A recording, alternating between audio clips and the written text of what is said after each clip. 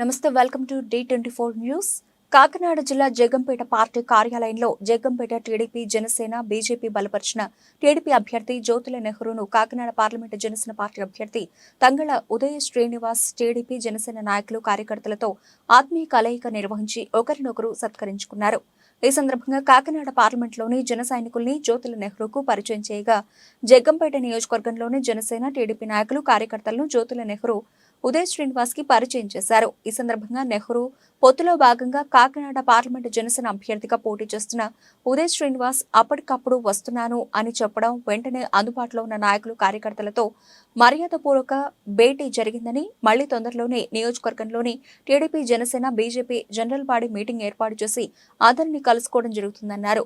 ఉదయ్ శ్రీనివాస్ మాట్లాడుతూ పవన్ కళ్యాణ్, చంద్రబాబు తనపై నమ్మకంతో పార్లమెంట్ అభ్యర్థిగా ప్రకటించడంతో సీనియర్ నాయకులు జ్యోతుల నెహ్రూని మర్యాదపూర్వకంగా కలవడం జరిగిందని, టీడీపీ జనసేన కలిసి పనిచేసి రేపు రాబోయే ఎన్నికల్లో తనను జ్యోతుల నెహ్రూని అత్యధిక మెజార్టీతో గెలిపించుకోవాలని అన్నారు.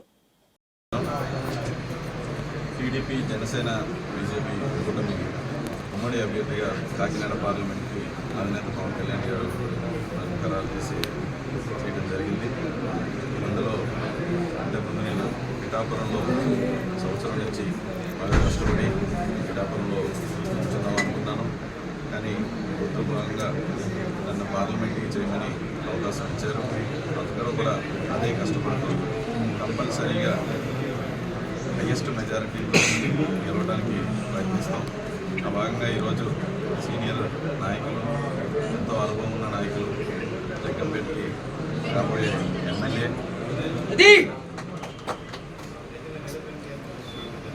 నెహ్రూ గారిని ఈరోజు మర్యాదపూర్వకంగా కలవటం, అలాగే అంత సీనియారిటీ, అంత అనుభవం ఉన్న నెహ్రూ గారి దగ్గర బ్లెస్సింగ్స్ కూడా తీసుకోవడం జరిగింది. సార్ అన్నారు, నెహ్రూ గారు నవీన్ గారికి ఎంపీ కింద టికెట్ వస్తే ఎలా చేస్తారో అలాగే నాకు చేస్తున్నారు. చాలా ధన్యవాదాలు. అలాగే నేను కూడా చెప్తున్నాను, నవీన్ గారు ఎంపీ అయితే ఎలా ఉంటుందో ఉదయ్ శ్రీనివాస్ ఎంపీ అయినా సరే